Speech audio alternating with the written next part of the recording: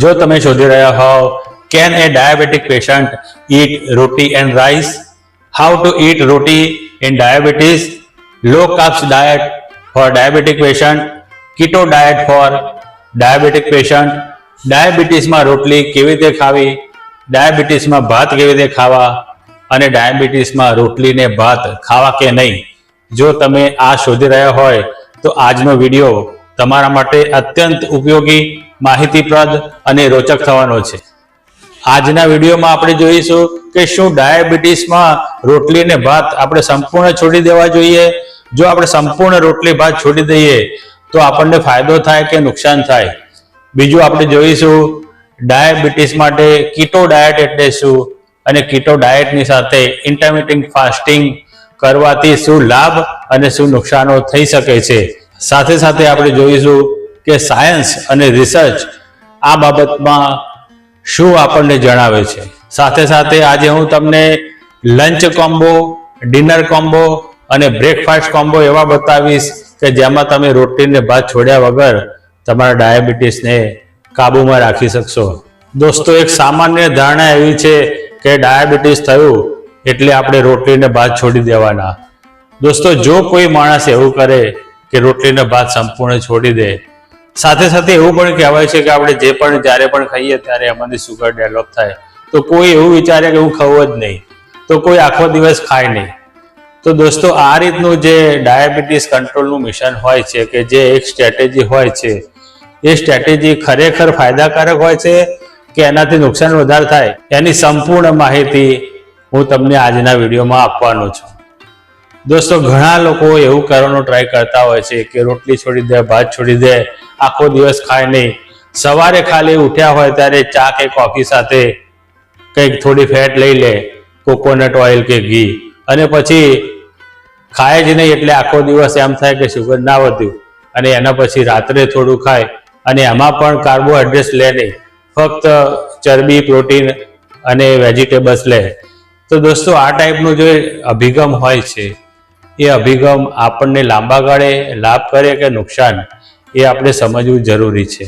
દોસ્તો, આ ટાઈપનો જે અભિગમ હોય છે એને તમે એક મિશ્રણ કહી શકો, કીટો ડાયટનું મિશ્રણ અને એની સાથે સાથે ઇન્ટરમિટન્ટ ફાસ્ટિંગનું મિશ્રણ. દોસ્તો, ઇન્ટરમિટન્ટ ફાસ્ટિંગ વિશે આપણી ચેનલ ઉપર વિડીયોઝ ઉપલબ્ધ છે, જો તમે ના જોયેલા હોય તો જોઈ લેજો. દોસ્તો, આપણે ડાયાબિટીસમાં રોટલીને ભાત ખાવી કે ના ખાવી કે સંપૂર્ણ છોડી દેવી, એના માટે આપણે કાર્બોહાઈડ્રેટ્સને સમજવા પડશે. જે દોસ્તો, કાર્બોહાઈડ્રેટ્સ હંમેશા બે પ્રકારના હોય, એક સિમ્પલ કાર્બોહાઈડ્રેટ્સ અને બીજી કોમ્પ્લેક્સ કાર્બોહાઈડ્રેટ્સ. જે સિમ્પલ કાર્બોહાઈડ્રેટ્સ હોય એમાંથી શુગર છૂટું પાડવા માટે આપણા ચયાપચયને, આપણા શરીરને જરાય મહેનત ના કરવી પડે અને તરત જ શુગરનો અણુ આપણા બ્લડમાં અવેલેબલ થઈ જાય. બીજી બાજુ કોમ્પ્લેક્સ કાર્બોહાઈડ્રેટ્સની અંદર આપણા શરીરને, આપણા પાચન તંત્રને શુગર ખેંચી કાઢવા માટે મહેનત કરવી પડે અને શુગર આપણા બ્લડમાં ધીમે ધીમે રિલીઝ થાય. દોસ્તો, સિમ્પલ કાર્બોહાઈડ્રેટ્સ એટલે ગ્લુકોઝનો પાવડર, ખાંડ, ગોળ, આવી તમામ એકદમ સીધે સીધી ગળી વસ્તુઓ અથવા તો આ વસ્તુઓ નાખેલા પદાર્થો, મીઠાઈઓ, પેસ્ટ્રીઝ, કેન્ડીઝ હોય છે, જે નાના છોકરા કેન્ડીઝ વધારે ખાતા હોય છે, આ બધું જે છે એ સિમ્પલ કાર્બોહાઈડ્રેટ છે અને એ તરત જ શુગર તમારા શરીરની અંદર રિલીઝ કરી નાખે છે. એની સામે કુદરતે જેની અંદર શુગર વણી લીધી છે એ વણાયેલી શુગરને બહાર ખેંચવામાં આપણા પાચન તંત્રને મહેનત પડે અને આવા જે પદાર્થો હોય એને કોમ્પ્લેક્સ કાર્બોહાઈડ્રેટ્સ વાળા પદાર્થો કહેવાય, જેમાં આપણે આખું અનાજ, જ્યાં દોસ્તો મેંદો નહીં પરંતુ આખું અનાજ, દરેક જાતના ફળ, ફ્રૂટ, આ દરેકની અંદર કુદરતે થોડી થોડી શુગર વણી નાખેલી છે. આપણે ગયા વિડીયોમાં જોયું હતું કે કુદરતે કેરીની અંદર 13 ગ્રામ શુગર નાખેલી છે. જ્યાં દોસ્તો, એટલે આ રીતે કુદરતે શુગર નાખેલી હોય પરંતુ શુદ્ધ શુગરના સ્વરૂપમાં ના હોય અને આપણા શરીરને આ શુગર પ્રાપ્ત કરવા માટે મહેનત કરવી પડે અને એના લીધે શુગર ધીમે ધીમે રિલીઝ થાય. તો દોસ્તો, આવા પદાર્થને કોમ્પ્લેક્સ કાર્બોહાઈડ્રેટ્સ કહેવાય. તો સવારે તમે બ્લેક કોફી એટલે કે દૂધ ને ખાંડ વગરની બ્લેક કોફીની સાથે ચરબી લો, કોકોનટ ઓઇલ કે ઘી લો, એને બુલેટ પ્રૂફ કોફી કહેવાય. દોસ્તો આવી કોફી તમે સવારે લો એટલે ડેફિનેટલી કોફીમાં તમે શુગર કે એવું લેતા નથી, સાથે બ્રેકફાસ્ટ કરતા નથી અને એની અંદર તમે ચરબી નાખી છે, એટલે દેખીતી રીતે જ શુગર તમારા શરીરમાં ના જાય. પછી આખા દિવસ તમે ભૂખ્યા રહો છો એટલે દેખીતી રીતે જ શુગર તમારા શરીરને ના મળે.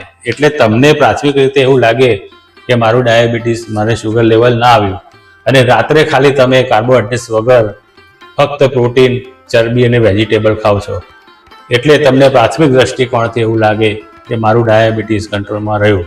દોસ્તો, શરૂઆતમાં બ્લડ શુગર સ્ટેબલ થાય પણ ખરું, વજન ઘટે, કારણ કે તમે કેલરી લેતા જ નથી એટલે વજન ઘટે, અને ફક્ત ફેટમાંથી ઉર્જા આવે છે એટલે ઇન્સ્યુલિનની જરૂર ઓછી પડે. એટલે આ શરૂઆતી ફાયદાઓ એના થાય, પરંતુ એના ખતરનાક નુકસાનો લાંબા ગાળે થતા હોય છે.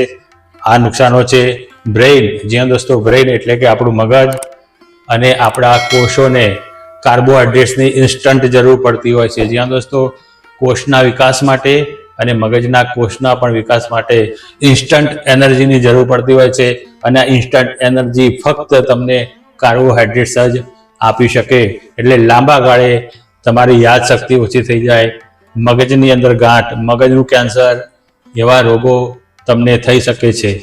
દોસ્તો, એના સિવાય fibre, folate, vitamin B12, antioxidants, આ તમામની કમી તમારા ભોજનમાં થવા માંડે છે. જ્યાં દોસ્તો, અને આ બધાની અસર, આ બધાની ખરાબ અસર તમારી કિડની ઉપર અને તમારા લીવર ઉપર પડે છે. જ્યાં દોસ્તો 1-2 ઉદાહરણ કે 10-15 ઉદાહરણ જો એવા હોય તો એને જોઈને આપણે આ પ્રકારનું ડાયટ ના લેવું જોઈએ. હું તમને એ બતાવીશ કે તો પછી તમે રોટલી અને ભાત ખાઈને પણ તમારું ડાયટ કેવી રીતે બેલેન્સ રાખી શકો અને તમારું શુગરનું લેવલ કેવી રીતે ના વધે.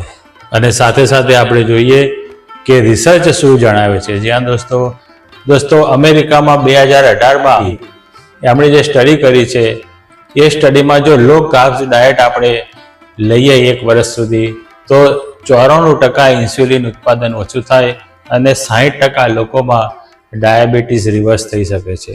દોસ્તો HbA1c તમારું 6.5 થી નીચે આવે છે. જ્યાં દોસ્તો એટલે જો ડાયટિશિયનની સલાહ મુજબ સમજી વિચારીને તમે લો કાર્બ ડાયટ લો તો તમને ડેફિનેટલી ફાયદો થાય, પરંતુ જો સમજ્યા વગર તમે જાતે જ ખાવાનું છોડી દો તો તમને મેં આગળ જણાવ્યા એ નુકસાન થઈ શકે. દોસ્તો, એના સિવાય 2019માં અમેરિકન ડાયાબિટીસ એસોસિએશને કરેલા એક રિસર્ચ ઉપર એવું જણાવ્યું છે કે લો કાર્બ ડાયટ ખરેખર ડાયાબિટીસને રિવર્સ કરી શકે છે. એટલે જ હું આજે તમને લંચ કોમ્બો, ડિનર કોમ્બો અને બ્રેકફાસ્ટ કોમ્બો બતાવીશ, જે સમજી વિચારીને બનાવેલા છે, જે તમારું ડાયાબિટીસ લો કાર્બ ડાયટ દ્વારા રિવર્સ કરી શકે છે. ઇન્ડિયન જર્નલ ઓફ મેડિકલ રિસર્ચે 2020માં સાબિત કર્યું હતું કે લો કાર્બ્સ ડાયટ જ્યારે આપણે એપ્લાય કરીએ છીએ ત્યારે લગભગ 1.2% HbA1c ઓછું થાય છે. જ્યારે પણ આપણા કોઈ પણ અણુને કાર્બોહાઈડ્રેટ્સ નહીં મળે, શુગર નહીં મળે, એ આપણા શરીરમાંથી શોધશે અને આપણા મસલ્સને તોડીને એમાંથી શુગર પ્રાપ્ત કરવાની કોશિશ કરશે. દોસ્તો, આ ટાઈપનું જ્યારે શરીર ઉપર અસર થશે તો હોર્મોનલ ડિસઓર્ડર પણ ઊભા થઈ શકે છે. જ્યાં દોસ્તો અને અનેક બીજી સમસ્યાઓ ઊભી થઈ શકે. આંખો બગડવી, હૃદય બગડવું, તમારું પાચન અને ચયાપચય બંને બગડવું, તમારી જાતીય લાઈફ ખરાબ થઈ જવી. તો દોસ્તો, આવો હું તમને એવા લંચ કોમ્બો, ડિનર કોમ્બો અને બ્રેકફાસ્ટ કોમ્બો બતાવું જેનાથી તમારું ડાયાબિટીસ તો રિવર્સ થશે, તમને લો કાર્બ ડાયટ મળશે, પરંતુ તમને પોષણ પણ સાથે સાથે બધું જ મળશે અને તમારા શરીર ઉપર કોઈ પણ પ્રકારની ખરાબ અસર નહીં થાય. દોસ્તો, એ પહેલાં તમને જણાવું કે આપણી ચેનલ ઉપર તમે નવા હો તો ચેનલને સબસ્ક્રાઈબ કરી નાખજો અને આ વિડીયોને એક લાઈક અને એક કોમેન્ટ જરૂરથી કરજો કે જેથી અમારો ઉત્સાહ બન્યો રહે અને અમે તમારા માટે નવી નવી ઇન્ફોર્મેશનો શોધી લાવીએ. દોસ્તો, એક ખાસ બીજી અગત્યની વાત, આપણે ઓલરેડી તમારા ફ્લોરને, લોટને શુગર ફ્રેન્ડલી કેવી રીતે બનાવો એનો વિડીયો રજૂ કરી દીધેલો છે. બીજો એક વિડીયો આપણે રાઈસ ઓપ્શનનો રજૂ કરી દીધેલો છે, જ્યાં દોસ્તો એટલે ના તમારે રોટલી છોડવી પડે ના તમારે રાઈસ છોડવા પડે, એટલે આ બંને વિડીયો તમે જોઈ લેજો. આજે હું તમને એવા લંચ કોમ્બો, ડિનર કોમ્બો અને બ્રેકફાસ્ટ કોમ્બો બતાવું છું, જેની અંદર મેં એ બે વિડીયોમાં બતાવેલા ઓપ્શનોની જરૂર પડશે. હું તમને અહીં ફાસ્ટ ફોરવર્ડમાં બતાવી દઈશ. દોસ્તો સૌથી પહેલા healthy breakfast for diabetic patient.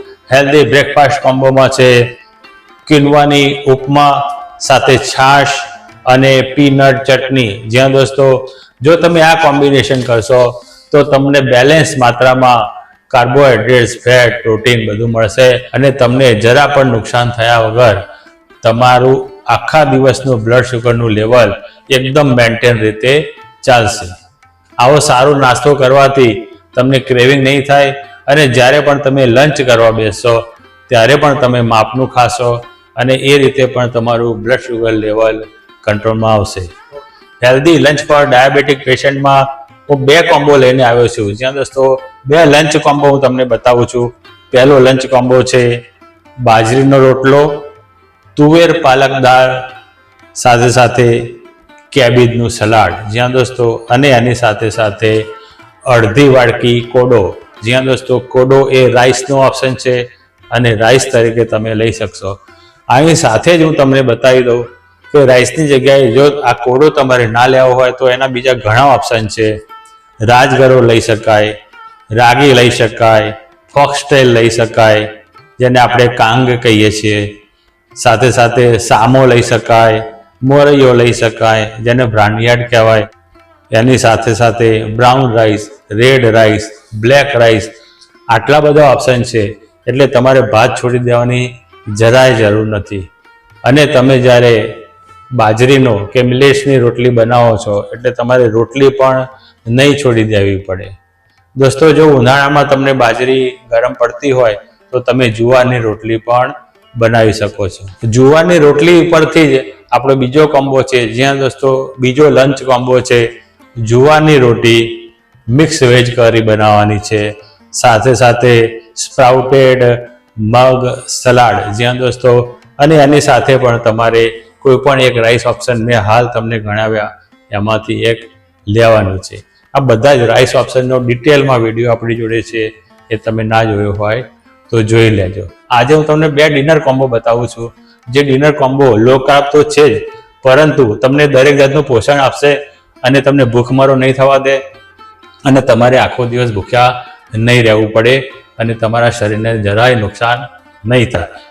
દોસ્તો ડિનર કોમ્બો છે ઓટ્સ મેથી થેપલા સાથે સાથે કાકડીનું રાયતું, જ્યાં દોસ્તો એટલી અત્યંત સ્વાદિષ્ટ રેસીપી બનશે, તમને તમામ પ્રકારનું પોષણ મળશે અને તમારા શરીરને જરાય નુકસાન નહીં થવા દે. દોસ્તો બીજો ડિનર કોમ્બો, જ્યાં દોસ્તો બીજો ડિનર કોમ્બો છે બ્રાઉન રાઈસ ખીચડી, એની સાથે કઢી અને એની સાથે સાથે ભીંડી ફ્રાય, જ્યાં દોસ્તો ભીંડી ફ્રાયમાં તેલ કે ઘી મિનિમમ માત્રામાં વાપરવાનું છે. ફ્રાય એટલે ડીપ ફ્રાય નથી કરવાની, આપણે શેલો ફ્રાય શાક બનાવીએ એ ટાઈપનું શાક જ બનાવવાનું છે. તો દોસ્તો હવે ખુશ થાઓ, તમારે દુઃખી થવાની જરૂર નથી. તમારે રોટલી અને ભાત છોડી નહીં દેવા પડે, આખો દિવસ ભૂખ્યું નહીં રહેવું પડે, તમારા મગજને નુકસાન નહીં થાય, તમારા મસલ્સને નુકસાન નહીં થાય અને સાથે સાથે તમે તમારા શુગરના લેવલ ઉપર કંટ્રોલ રાખીને ડાયાબિટીસને હરાવી શકશો.